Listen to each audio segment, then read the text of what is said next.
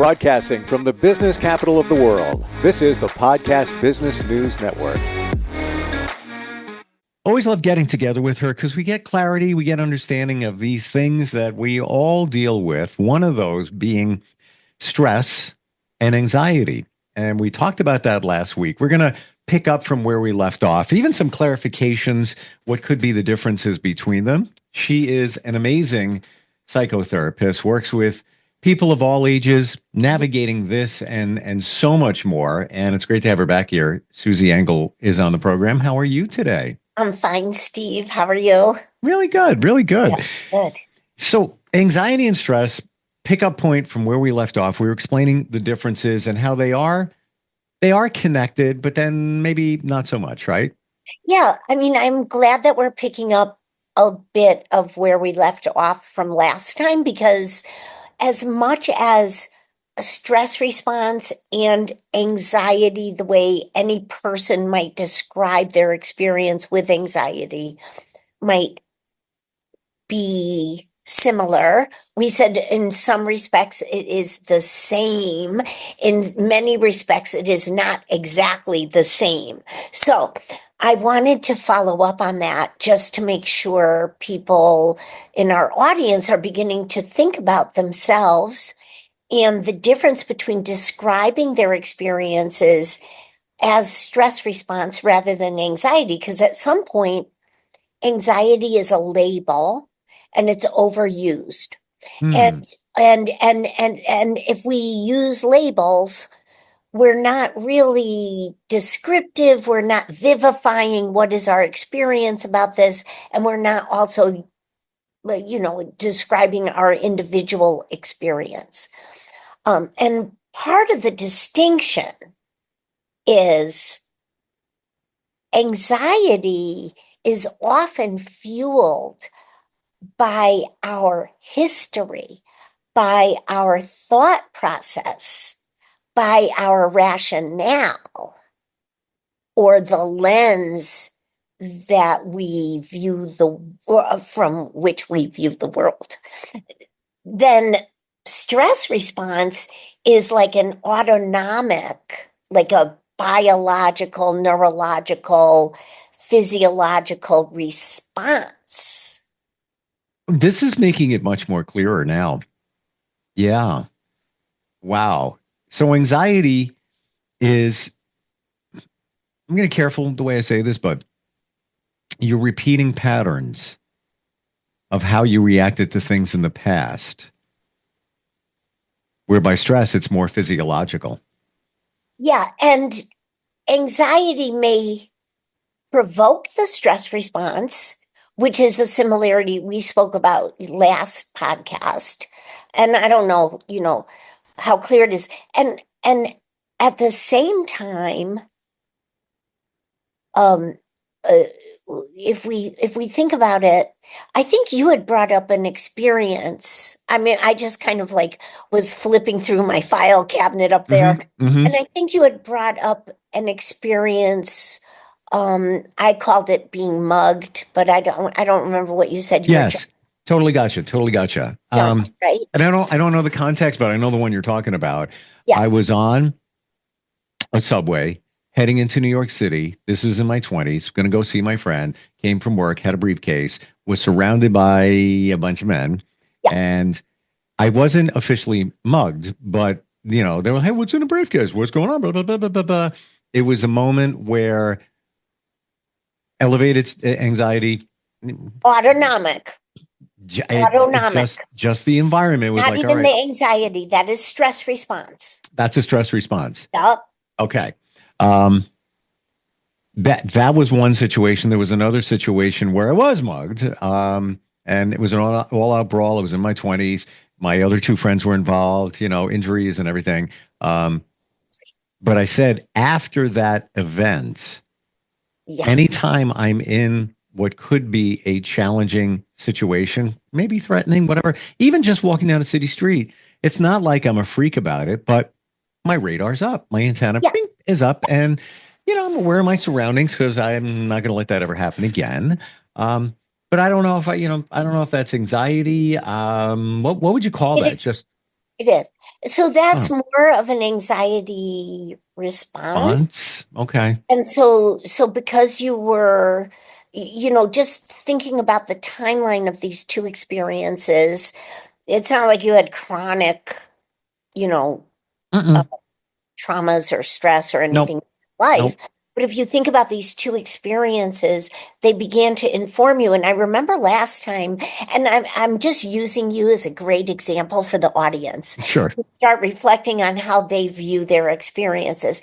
Because last time you said, oh, I think you were describing the second one, you turned your back Yes. And to, that's, as I if got it's sucker your, punched. That's what yeah. it was. Went drop right down.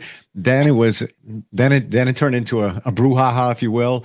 And these were the people that instigated it were wrestling champions that I Oh, recognized from high school. So you can talk about the size that we were dealing with here. It was a yeah, no-win situation, yeah. is what it was.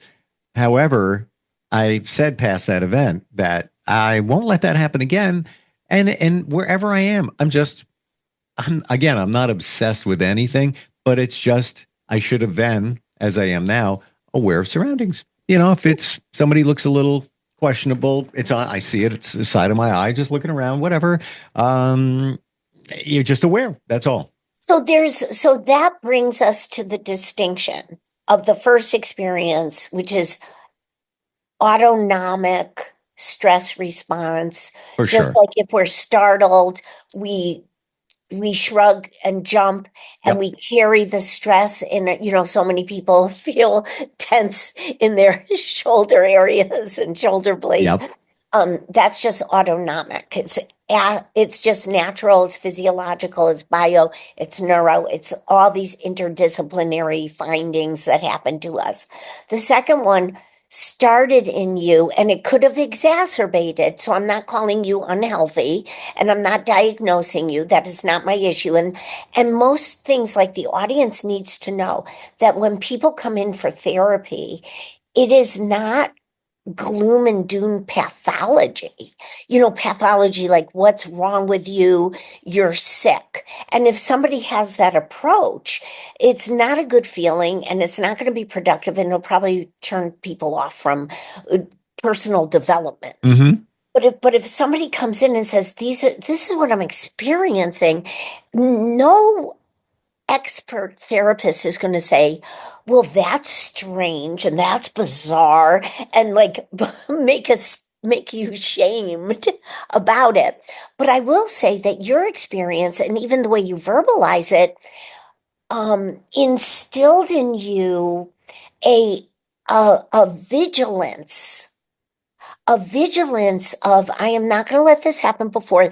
There's a little bit of self-blame, like, and again, I'm picking this apart for the audience sake more than for your Mm-hmm. sake, Yep. because I'm not picking on you, but it's a great example because you're saying, oh, I turned my back, and the minute I turn my back, I get sucker punched. So for now, But you're right. I'm like, yeah, how do you know you're going to be sucker punched? Just because, Well, it was in a fast food restaurant. It was late at night. We were there. We walked out, my friends and I. yeah. And right from the beginning, they had these, perps, if you will, said things in there like, hey, what's wrong? You can't wait for the line. No, we're going someplace else. It's crowded. Yeah. Right away, I knew, could have a problem here. I did. And Yeah. then, went to the parking lot. They followed out, and I thought that was it. They were just like, yeah, just 20-year-olds yelling at each other, silly stuff. Go to my car. I should have realized that there was something brewing and turned my head to open my door. And then that's where it all started. So I should have been aware then. I am now. But listen, remember 2 podcasts ago. So that would be 2 weeks ago. Mhm. I think it was April Fool's Day. I'm not really sure. But remember, we were talking about this element of trusting our gut and trusting our sensibility and Yes. trusting ourselves, and how you go through life. If it's fast paced, we're not paying attention. It's either like we've learned to extinguish trusting our gut, or we're so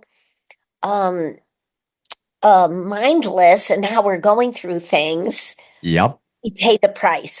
And that's why therapy is also great, because it makes us mindful. It brings the unconscious to the conscious, or the non-conscious to the conscious, however people want to talk about this. I say unconscious. And then we become aware. But the other thing is, remember how that gut instinct that we're born with Mm-hmm. gets extinguished. That could happen in childhood innocently, not because we have bad parents, but just because parents don't realize if you have a great idea that fires you up that you want to try when you're 4 years old, and your parents don't have time for that, or don't have time to like deal with it, that might just chisel away a little bit of your gut instinct. Like, I have a feeling like this would be the best strategy for all of us, or for me, Miss 4-year-old, and then it's like, we don't have time for that. Then it's like, well, maybe I don't have time for my gut instinct in general. And these True. things begin to generalize. So this is why I was really excited to like revisit last time. And then, of course, it's bringing us back to the time before, and the continuity of some of these discussions that we have. I'm glad you brought up the gut feeling, the intuition, and learning to trust it. And I often wonder why I don't. I do more now, but not always. Yeah. And part of it is because I don't want to. It says something and I want something else. It's like, no, I don't want to do that. I want to do this. This is what I think I want. And it could be the most minimal thing. It's, God is telling you, don't go to that party. It's not going to be good. You don't want to waste your time there. No, I want to go. Fear of missing out. I want to see what it's like. And then you go and it's like, oh, I should have stayed home. This is like dreadful. Why am I here? Oh, my gut said, don't go. Yeah. But then there's the other times where you get that intuition, just to your point just now, in that there's a reason you ignore it, and it could even go back to your childhood. I never made that connection. I know that was quite the interesting epiphany. The I think the takeaway from this conversation is, very rarely when we're talking about our personal issues is it pathological. It's usually very logical.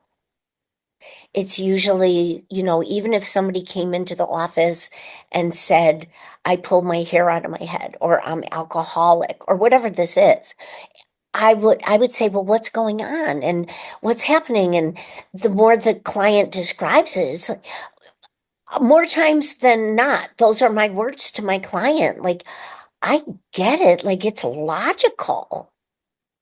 But what have other people been saying to you? Oh, you should be ashamed. What's wrong with you? You've got a problem. And, so in a sense, we do have a problem because our defenses are on autopilot, which is also an amazing part of our brain system. Like, we have all these structures in our brains that function so incredibly. It's crazy, isn't it? Yeah. It's like we see like the blast off the women who went to Right. Katy precipice, Perry and Company. Right. Yeah. to the precipice of outer space. Like, go in here.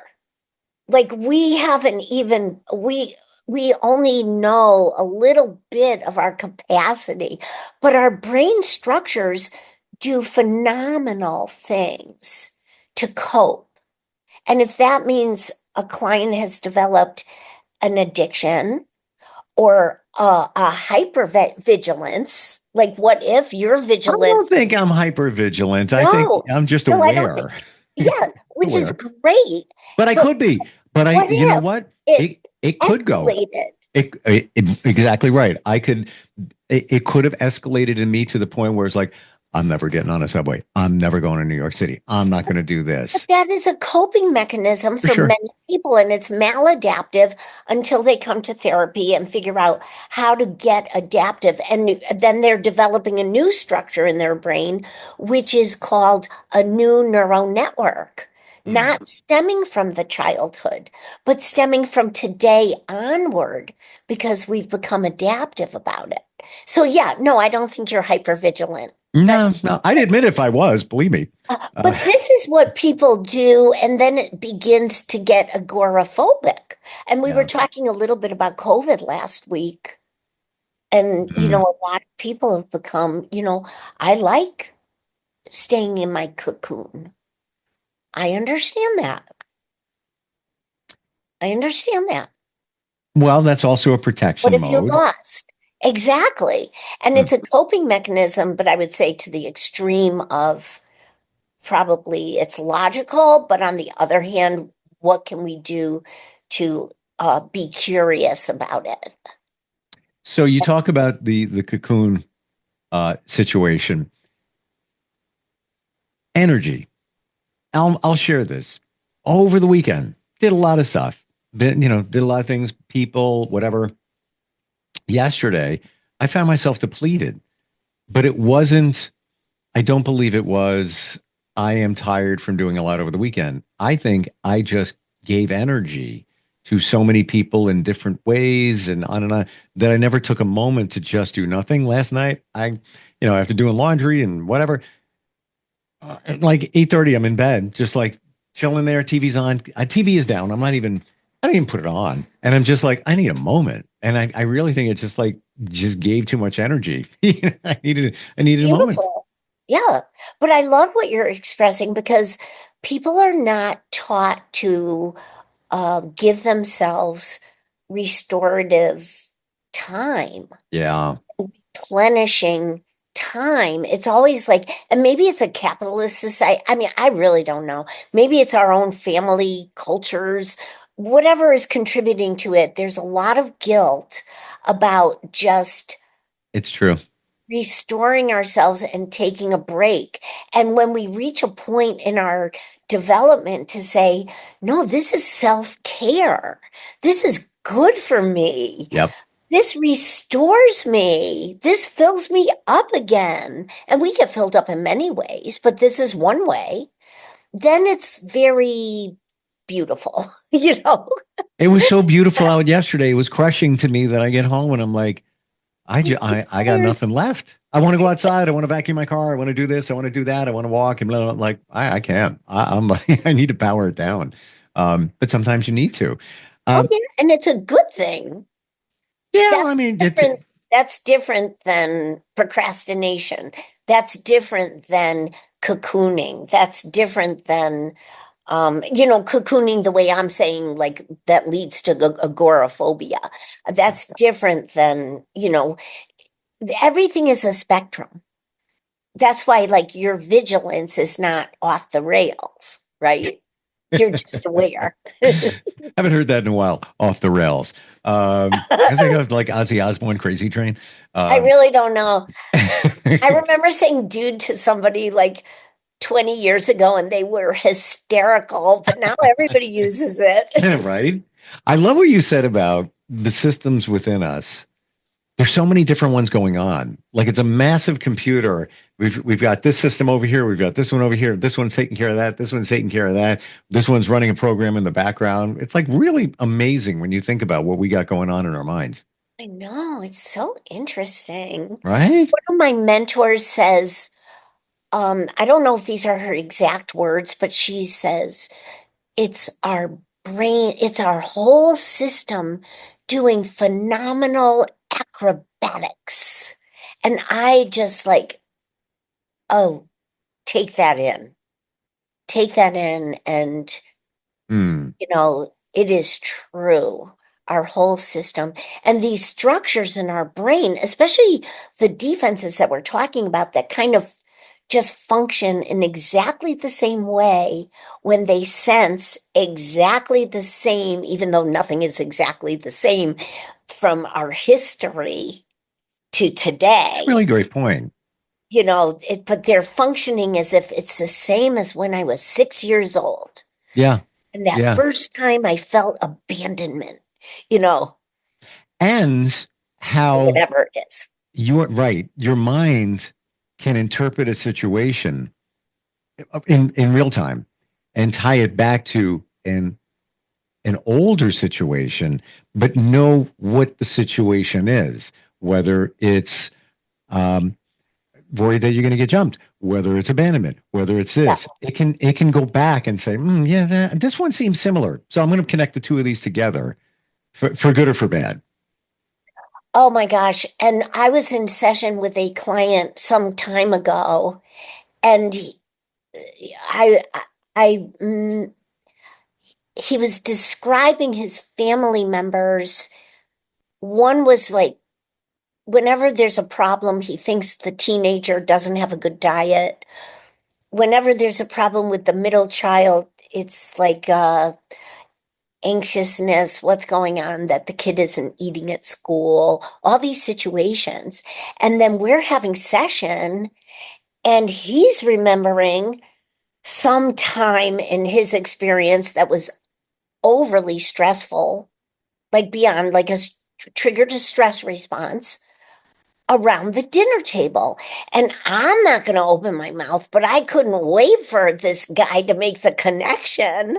Like, oh, wow.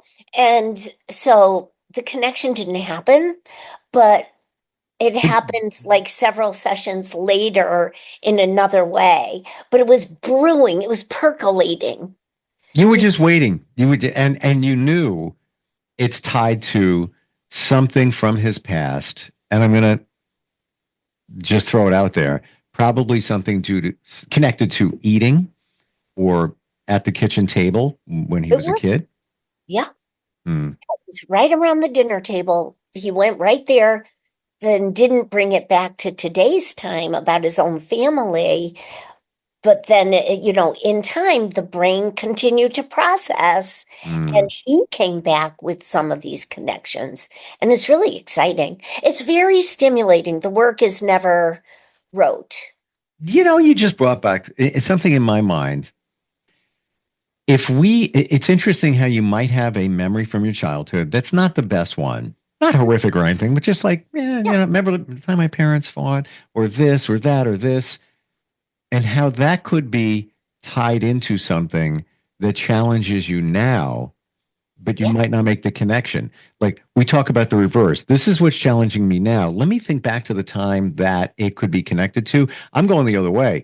I'm thinking about the image of something in your childhood and what that could be doing now. I think it probably is even harder to do it that way. I don't know. What are your thoughts? Well, I've been trained, and I think the research that I base my work on, and I'm EMDR trained, is to really listen for the recent events and the recent presentations and the recent or current adaptations or patterns. And then, we're just taught to say, how might you have been informed? How were you informed of this? And some people are like, what do you mean? I was like, I don't know. What do you get when I say that? Or, how did you learn this? Or who informed you of this? Who informed us that if I dress casually, I'm not professional or an expert? Who informed us of that? Oh, it was my grandmother, who was incredibly insecure, or not, who thought that you have to get external approval, or you are not worthy, Or and you will be judged. yes. And wow, that is quite the information network. I love the way you present that. Who informed you of this? It's true though. Like and in other words, where are you getting this from? Yeah. Like, Yeah. come on. Oh. And a lot of young people, like teenagers or 20s and 30-year-olds, social media. because there was all the cyberbullying like 15 years ago. I mean, I don't know what goes on now because I'm not really a victim of bullying personally. So I just get the information from all my clients, and I keep updated because I work with young people. So I know like Urban Dictionary, Oh, sure. I know all the comments and everything. I got a teenager, so actually two. One's away, but yeah. That's beautiful. And you know what? It just made a click in my mind. That scuffle that I had when I was in my 20s, I was bullied as a kid. So I'll bet that, there are connections between that and that situation, because in a way that was sort of kind of bullying, even though it got physical.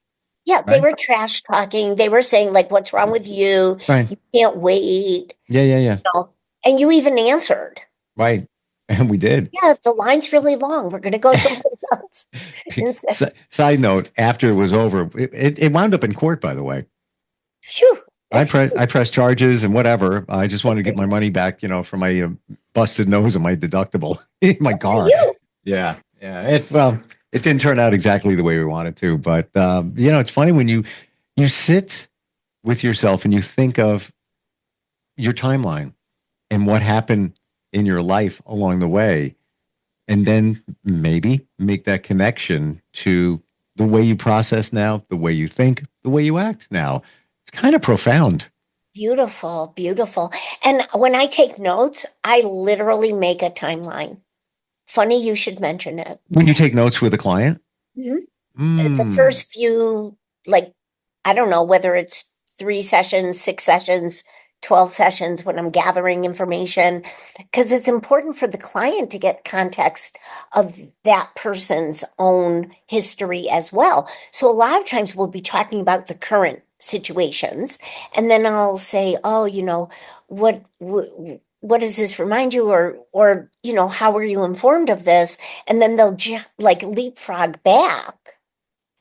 And I'll always say, what did you start thinking about yourself? Oh, that was the day my self-esteem plummeted. And somebody might be talking about a 7-year-old experience. I'm not saying a 7-year-old experience. I'm saying an experience that happened when they're 7 years old. Right. Yeah. When the person's 7, and then the client's saying, wow, so the client is getting their own context of their own life in a different way. I got you. It doesn't matter what I get. It matters what the client gets. Yeah. Because when you get it, you got it. And you realize, I had one the other day, not even worth going into, but it was it was connected to my father, and it popped in my mind. I'm like, oh, yeah. And it was somewhat sad. However, I thank him for what he did, because it pushed me in a certain direction that turned out to be great. Yes. From him not doing what I wanted, asked him to do. But I never made that connection until recently. And that's amazing, because you're processing. I'm processing. Amazing. We all are. You're amazing, because you give us the freedom to process and know that this is what's going on within our minds. Like, fascinating. It's amazing. I never thought that we would fill a half hour talking about anxiety and stress, because we did already, but we just riffed on it. And I'm sure a lot of epiphanies for a lot of people when you put it all together. Yeah, well, I think we made some clarifications that needed to after last podcast. I feel very good about today. Same. How do we find you? Best way, your website? So my website is my full name. Try not to misspell my last name. It's Susan Engel. So it's SUSANGEL-LCSW@.com. I almost gave a website. It's not a website. It's a .com. Well, that's where you are. Thank you for today. Appreciate it. A lot of things to think about, but all good, as we try to figure out why we do what we do. It's excellent thinking. We'll catch up next time, okay? Yep. Thank you. Appreciate it.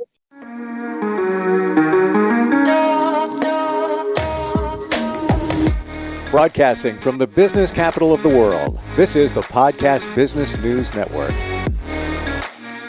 Adopt US Kids presents Multiple Choice Parenting. Your daughter just had her first breakup. Do you A, put yourself in her shoes? How could he do this to you?